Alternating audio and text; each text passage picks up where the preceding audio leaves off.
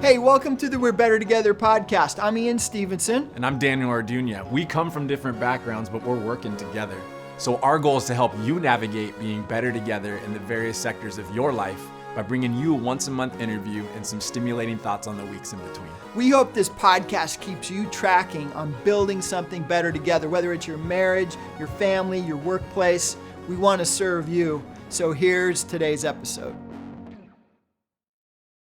Hey, everybody, we want to welcome you to the We're Better Together podcast. Our next interview is one that you're not going to want to miss. We've got the vice president of the NFL Players Association here in Orange County, guy who played offensive lineman for the Seattle Seahawks and a number of other places. You're going to hear his Dave DesRochers, and he has a great story about unity and fighting for it. So we can't wait to share that with you. So let's welcome onto our podcast, Dave DesRochers. So Dave, am I saying your name right, first of all? Well, that was actually a new version. I'm trying to get the S and the R in there. Yeah, so DesRochers is the French pronunciation. So I played ball in Montreal for a couple of years. Everyone would say, "Oh, meet your DesRochers." Blah, blah, blah, blah. I have no idea what they're saying. But I just go with DesRochers, drop the S's and brutalize it. But you were close. It was interesting. I was trying, man. I know, that was good.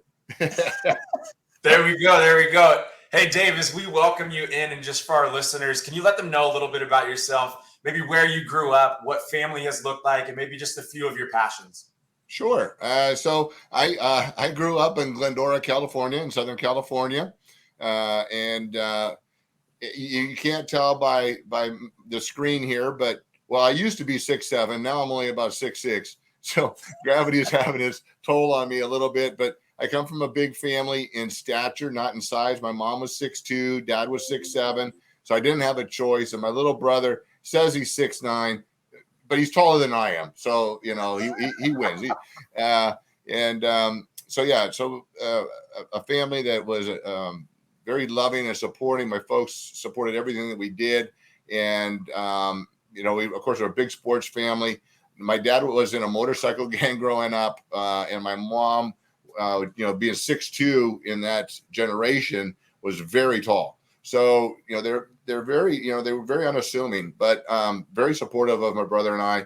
And my brother went on to play basketball, is the all-time leading scorer for Azusa Pacific University, and played a couple of years overseas, and is now head pastor with Calvary Chapel out in Michigan. I've been doing that for, like 16 years. And he just baptized me about 3 months ago. He was out for my aunt's 85th birthday, and we were having breakfast, and we walked across the street to the ocean, and he and my nephew baptized me, which was really, really cool. So great family life, Southern California boy, attended San Diego State University on a football scholarship, and played basketball there one season. That's how bad we were. And, but then went on to play in the NFL and just for a few years. And then, went off to work. And it was a little bit easier back then because offensive linemen were only making $250,000. So when I had a job offer, it was really easy for me to walk away from sports. Now offensive linemen on average make about $2.5 million. So it's a little different today. But great childhood, great life growing up. So I was very blessed. And now you're the vice president of the Players Association here in Orange County. So what does that entail? Well, it entails us old guys just getting out into the community, and giving back and being involved. And I really enjoy doing that. I shared with you guys, this year's been a lot of fun. We had the Super Bowl here in LA.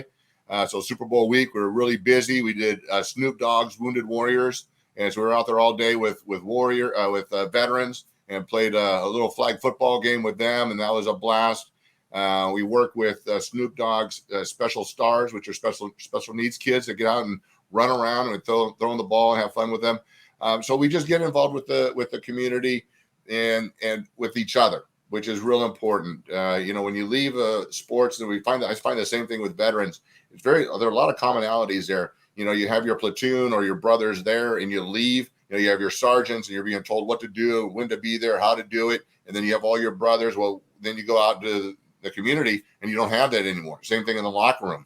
and so it's kind of nice to have that camaraderie and just get together and help each other out.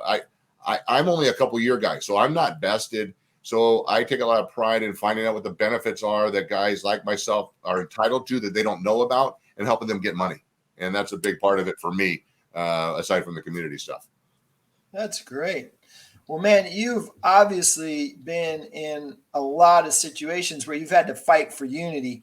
And I remember when you and I had coffee a couple weeks ago, you shared a story with me. And this is why I really wanted you on this podcast, because this story you told me was just so compelling. So I would love for you to maybe share with our audience a little bit what you shared with me over coffee about the guy that played right next to you for a number of years. So go into that, and then maybe share with us some of the lessons about fighting for unity that you picked up in that process. Well, so as I mentioned, I played offensive line, or if I didn't mention, I played offensive line. I played offensive tackle. And those of you that understand the game of football, the offensive line works as a cohesive unit. All five of us across the board. And that's why the better teams have an offensive line that's been intact for a number of years. And they know each other. And you just kind of, what's going to become a brotherhood and tend to get along. Well, when I was at San Diego State, the guy that played next to me, my guard, and I don't know why. And I frankly don't recall the issues, but I do know this. It got to fisticuffs a couple of times. He was voted captain, and it was just a thing. I don't know why. But like I said, during the week, we would often get into fist fights. And that isn't something that's conducive to an effective offensive line, especially when it comes time for game time. And the one thing that he and I were both able to do is when it came time to get on that field for the game, there was none of that. There was never any of that for a number of reasons. Why is because we understood that the team was much more important than he and I our issues. And that the other thing is that frankly, if we couldn't figure it out together, one of us was going to be on the bench. So there was that, hey, we've got to perform. We've got to put it aside. And it was a valuable lesson. When I talk to young people, I talk about the benefits of playing sports, and it's not always the athletic side of things. It's the life lessons. And, we're all going to have that coworker, somebody that we've got to work with to achieve a goal. And gosh, if we can't figure it out, one of us maybe won't have a job. So we've got to put aside our personal issues or personal differences, how we view things or whatever it is that is creating that friction, and set it aside so we can achieve the bigger goal. And that's to be able to work together, to be a unit, and to be successful. It's kind of a little bit off topic, but it's also, how to get along with a coach. That coach has expectations. You may not see eye to eye with what that coach wants of you or expects of you. But if you don't appease them, you're not going to be on the field. And the same thing with a boss. A boss is going to have a different way of doing things. It may not be your way, but they're the one paying you. So you've got to figure out how to get it done, and appease them and achieve the goal. So there are a lot of benefits in sports. Dave, how did you? I think they say in football, so much of the game is won in the trenches. Is what you were just explaining. It's those two lines going against each other, and yet there's something to be said too about the line. It can get exposed. You can get exposed. You've got false starts, you've got holds, you've got these things. But I think in life too, when you take that thought of the trenches and you think about unity and being better together, and even what you just said about, hey, your teammate or your coach may think different, have some different plan. I mean, what kind of wisdom or what kind of things have you learned in the midst of that, of how you can still be united in the midst of having some differences? Yeah, well, I'll tell you, and I'm just going to touch a little bit on what you mentioned, because those that maybe don't understand the full intricacies of the sport, real briefly. And I coach with Jesse Sapolo all over Orange County. We coach high school kids all over. We even go to Vegas and do the Polynesian Bowl Combine, and work with young people. I love it, but it's called Men in the Trenches. And what a lot of people don't realize is those five guys, that offensive line, as I mentioned, we need to work as a unit. Well, we also need to know what's going to, because how we block a certain play, we're going to block that play 8 different ways, depending on how the defense lines up. So our playbook was like this big. Your running back's playbook is like this big. You know, if it's a 24 power, the two backs going through the 4-hole, no matter where they line up. But if, depending on where that defensive tackle is and the guard is, and the linebacker is, I mean, double team with this guy, double team with that guy, might be a solo base, I might be a down, and the other guy kicks around, and they move. So, you know, we may know what we're doing before the snap of the ball, but if they move, I've got to know what my buddy's going to do like that. And so it's the trenches are a big thing, and that's why the unit is so important. But what I've found is that, you know, I mean, so many of these instances, and the same thing in life. And I think the issue that he and I had was that a lot of people thought I should have been captain, but I wasn't very much engaged with the team. And the coaches thought, they said, well, the players think you put yourself on a pedestal. And I'm like, no, I just really have other friends and I do other things, you know, and it's not that I don't like them or care for them, but I'm not always hanging around like, you know, the football team's always with each other. I was out there with other people and other groups and doing other things, fraternities and whatever the case may be. So he was elected captain, but he felt like, you know, everyone thought that I should be captain. And so it was an ego thing. It was a pride thing. And it's like, you know, he was like trying to force the fact he was captain. I'm like, bro, you're captain. You can have it, you know, but I'm right. You know, when we're making a call or we're doing something. And I'm trying to think back 30 some years, but there was that conflict. And so much of it, like I said, is pride. And that carries over into, you know, so many instances at work or in a relationship. You know, I mean, having to admit you're wrong is I've found is really a place of power. To have the confidence in yourself to say, hey, I'm wrong. It's so much more difficult than saying, now you're wrong and I'm going to yell at you until you think you are, or whatever that is, when the pride just overrules everything and your ego doesn't allow you to say, gee, I'm wrong. And the other thing for men is to ask for help. You know, pride gets in the way of that too. I mean, when I was struggling in life, I didn't want, you know, it was very apparent, but I wasn't going to ask anybody for help until I was forced because I was decimated of everything. And I had one phone number in my pocket and I called the guy and asked for help. And that's when God turned my life around. So, you know, the pride thing is such a big issue when it comes with unity and be able to work together with people and be supportive. Yeah, you know, we interviewed Drew Tranquil from the San Diego Chargers a couple months ago, and we asked him the question, what is the quality of the best teammates that help create unity on your team? And you remember what he said, Daniel? Yeah, he's talking about humility. Humility. I mean, as clear as day. And he gave us several examples of guys that he's played with, that it was their humility that helped create unity on the team. So it's kind of the opposite of what you're talking about. The pride keeps us from having unity. The humility helps create unity. Absolutely. And that's when you were posing that question, when you were telling me about the interview, that's what was coming to my head. And the first cat I thought of was Steve Largent. I got to play with Steve Largent, who was, you know, 5 foot nothing. If you saw that cat off the field in regular clothes, you wouldn't think he was a football player. You wouldn't think he was much of an athlete, you know. But that guy, late in his 13th season, was just cooking our DBs and laying out for passes, you know. And I'm thinking, if that guy's working that hard, everyone knew he was going to be a Hall of Fame, you know, the best receiver in the league, and he's working that hard. Well, and I better work that hard too. Yeah. So no, you're absolutely right. So he was a really humble guy, huh? Oh, very humble guy. Very, very unassuming, you know, just did his thing. So when he did speak, you know, everyone listened, because it wasn't really that often. And we had quite a few players my rookie year up there that were like that. And of course, then we had Brian Bosworth, who spoke a lot, you know. So, but maybe the antithesis. Yeah, well, but I'll tell you what, that was the first guy that understood branding himself, because there was the Boz, the persona, the money, and then there was Brian, and Brian was a good guy. So it was completely two separate people, but that's a whole other topic. Yeah.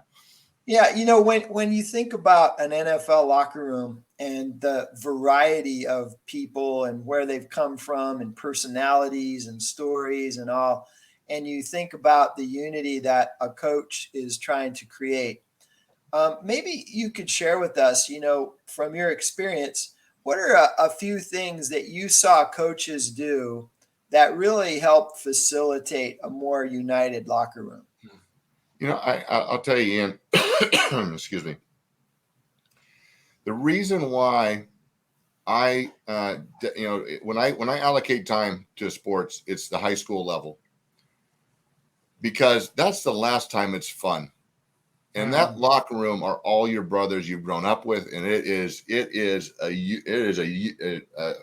unit, And the higher you go, the more fractured that becomes. You get into the college levels, and you have kids coming from all over the country and all different dynamics, and different egos and different levels of skill, and that at least you're there and you're playing for your school, you're playing for, so there's some pride there's some tradition and that type of thing. But gosh, once it gets to the NFL level, it's a business, and it feels like a business. And yeah, if you're there long enough, you get some friendships and you have some things, but it's not, Sundays, it's a unit. But man, during the week, everyone's just kind of doing their thing, and you joke around with who your buddies are. But frankly, you could probably not talk to 2/3 of that locker room. And the head job and the head coach just wants you to perform. And and I played for a guy, Chuck Knox, and considered one of the best coaches. I mean, he's up there as to being noticed as one of the top coaches to have ever coached. But he wasn't like a Pete Carroll. Pete Carroll brings that team together and gets those guys performing. We performed for him, but it was a different philosophy. It was a different feeling in the locker room. So yeah, it's weird to see that dynamic change as you go up in levels. But I will tell you, the high school, and I talk to high schools. I've talked to high school teams on game day in the locker room. It's just that high school thing, man. You can just feel the love. And they want to do the best, and they're there to support each other. Every guy makes the team, even if he's not playing, and that's a neat thing to be around. Yeah. Was there ever anything that you recall a coach doing that really helped to galvanize the team? Well, I'm going to go back to when I coached in high school football, and I was up north. Our coach Brian Hamilton insisted that we did the Lord's Prayer. And the other thing we had was a thing called Loving Wednesday. So he didn't insist. We just did the Lord's Prayer, and every one of those kids held hands, and we did it. And then we had a thing called Loving Wednesday, and this was really neat, because the first couple of times we did it, you could see the newer kids. What we would do is at Wednesdays after practice, coaches line up, every kid comes through. Hug, love your coach. Hug, love your coach. And love you. I mean, all 50, some of them, right? Well, the first couple of weeks, the newer guys are give me the, love your coach, and they're next. But then, as the season goes on, every once in a while, and it surely would happen where we'd almost forget as a coaching staff, and the guys would go, "Hey, coach, it's Loving Wednesday," and it just drew the kids into the coaches so the kids knew that we're there because we love them. And we're there for them to support them, and we want them to be better young men. And there's so many benefits to coaching at the high school level. My high school coach, I still see him for breakfast every few months. I went and spoke to the Boys and Girls Club of Garden Grove. And he had been saying, "Dave, I want to hear you speak. I want to hear you speak." And I said, "Okay, I'm going to speak to 500 counselors." And I didn't tell them I'm going to talk about him. He's a very humble man. And I told them how he changed the direction of my life by convincing me to play football. I wasn't even going to play football because I wasn't good. But he made a difference in my life because he cared about me. And when he saw that I wasn't good, he did tell me I wasn't. He goes, "You're not very good, but you could be, and here's what you need to do," And frankly, he didn't need me on that team. We had 5 guys go Division I. 2 of us went to the NFL. We were a really pretty good high school football team. Anyways, I'm kind of getting off a thing here, but so what that coach did is really drew the kids in, let them know that we care about them. It's just, once again, once you get those higher levels, it's just difficult to have that same connection, because even at that college level, there's money involved. It's a scholarship. And now there's NIL, all these other things, all the money that's going to ruin it, because money always does. Money's ruined the NFL. All this guaranteed money. Nobody plays, game 12 if they're under 500 because money's guaranteed. I'm just going to wait till next year, So that's a whole nother topic as well. I go off on a lot of topics. So keep me on track. We'll have to have you on sure, Dave. Well, what I'm hearing you say, Daniel, maybe you're hearing something different. I don't know, but what I'm hearing you say is keep money out of it. Let them know you care, and be humble. Keep pride out of it, right? Like those are three big things I've heard you kind of reinforce in this. I think even in marriages and families and anything, when money gets involved, it gets harder to be a team, right? Whenever it's about caring for people, whenever it's about, being humble and not letting your pride get in the way, you've got a chance for unity. Yeah. When those things come up, you don't. Yeah. And real quick, Ian, I will say this. I think this carries over to so many instances. And anytime you go into any situation, and it could be even, on a team deal or a business meeting, whatever the case may be, you walk in, you have two options. You go in there with an agenda, or you go in there with a purpose. And if you walk in with an agenda, it's about me. Okay, what am I going to get out of this meeting? And if you look across and the guy you're talking to or the person you're talking to, and you see a dollar sign over their head, that means that's all you care about. Well, then it's going to become a transaction. And and if you're good, you'll get the dollar, but they're going to feel sold. There's not going to be any more business. No one's going to refer you. If you go in with a purpose, and if you're there for a purpose, like a Russell Wilson, that's why he's got so much accolades. Some of these guys that really are team players that are there to support the team. If you go in with a purpose and you're there to build a relationship and what can I do to create value or support what you're doing? Let's do some good stuff together. You may not get a sale from that person, but I will tell you this. Everybody they know is going to know about you because they're going to say, I just met with this really cool dude. He does what you're doing. He might be able to help you because we forged a relationship. There wasn't any sale. There wasn't any agenda. And so those guys that can do that are there for the team and not for their dollar. So you'll know these players, when the guy scores a touchdown and he goes like this, or he points at his name and his number. Steve Largent, when he scored a touchdown, what he did is he went to the referee and handed him the ball, got back to the huddle and congratulated his teammates. Thanks for blocking so I could catch that pass. Thanks for the pass so I could score that touchdown. Not the guys today. It's all about them. They take off their helmets. You're not supposed to do that because it's all they want to be seen, So be humble, go in with a purpose, not with an agenda, and you will be successful, I believe. That's so Dave, good. My dad always said, act like you've been there before. Act like you've been there. Scored a touchdown or something, he never celebrated. It was act like you've been there before. That's it. Yeah, and I'll tell you what, we're down 28-7, and a guy scores a touchdown and he's doing a big dance and spiking the ball. It's like, son, it's like, yeah, act like you've been there before. We're getting killed. You just embarrass yourself. Yeah. Dave, for you, because often we share with our listeners both about this idea of sometimes you've got people that are in management, like your coach, and you've got employees. And yet both of those roles have a part to play in unity. Do you have any examples or things that come to mind where you think, like you saw a player that you were coaching, where the players actually stepped up and brought forth unity to the team, and not just from the coaching level down? So that would then be more towards then the upper echelon of players because frankly, coaches are on a first name basis. You say, oh, come on, Chuck, or, come on, whatever your coach's name is, because you're the same age. In some instances, the guys are older than their coach. So, there's not that same hierarchy. And so it is up to the players in some respect to bring that unity. But you touched on when you have a boss, how do you bring unity in your workplace? Yeah. And this is not going to be a big secret, but when I was a vice president of a bank for a while, and I went to one of my tellers, just turned like 62, and invited us all to dinner to meet her family. And I met, her daughter. And when she asked who I was, I said, I'm Dave. I work with your mom.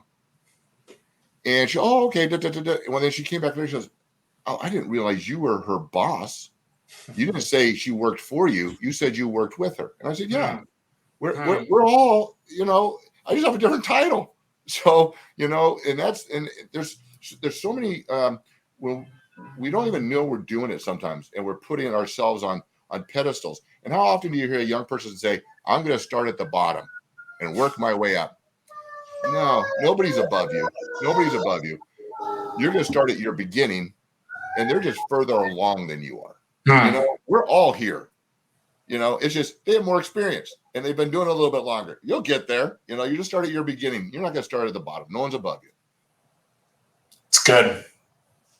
So good, Dave. Really, really appreciate your insights, man. We want to make sure we're about to wrap things up here. So we want to make sure there's not something that's kind of been in your gut, in your spirit, that you want to make sure our listeners hear before we tune off, that would maybe help them be better together in their situation. So do you have anything you want to share with our listeners? I think we're able to touch on a lot of those things. And, and it took me a while to realize that, we're all prideful, and, and pride's the greatest sin that it just gets in the way of so many things. But that I love to, when I speak with men, and I've told you, Ian, that I go to the lifelines and I speak to people coming out of treatment and rehab and share, stories of hope with them. And is that it's okay to ask for help, and we have this misconception that puts us in a position of weakness, and it isn't, man. If you're strong enough to ask for help, or if you're strong enough to apologize, man, that's coming from a position of strength and confidence in yourself that you've messed up or you need some help. So don't be afraid to do that. There's a reason why women live longer than us, because, man, they have no problem asking for help. You know what? And if they sneeze, they're at the doctor. We have a 2x4 sticking out of our head, and we're like, it'll come out eventually. So, I always say, be a chick, and do what they do. They're very healthy in that respect, and it's okay for us to do that. Love each other. I've helped people so much, and I tell all my brothers, football brothers, fraternity brothers, anybody I speak to, you guys, I love you and I respect you. And for guys to tell that they love each other is just something that's healthy, and I think we need to do more of it. Well, Dave, what a pleasure, man, to get to know you even a little bit better on this today. I enjoyed our coffee. So enjoyed this time. I hope we can stay in touch and for sure, maybe have you on again, man. That'd be awesome. Yep. And hopefully by then my company will be up and running, and my nonprofit helping veterans and people coming out of incarceration and providing training to them. Our websites are coming up. One's up and one's getting there, and we're going to be doing some really neat stuff, and we're going to be doing some neat stuff with Trellis. So I look forward to doing that too. All right, man. Well, thank you so much. Daniel, you got anything else you want to close out with, buddy? I just want to say thank you so much, Dave, for giving up your time to share from these various circles that you've walked in. There's been so much wisdom, I think, that people could draw from today. We really appreciate you. Well, good. I hope I was able to create some value for what you guys are doing. I dig it. I love you guys. All right. We love you too, man. Thanks so much.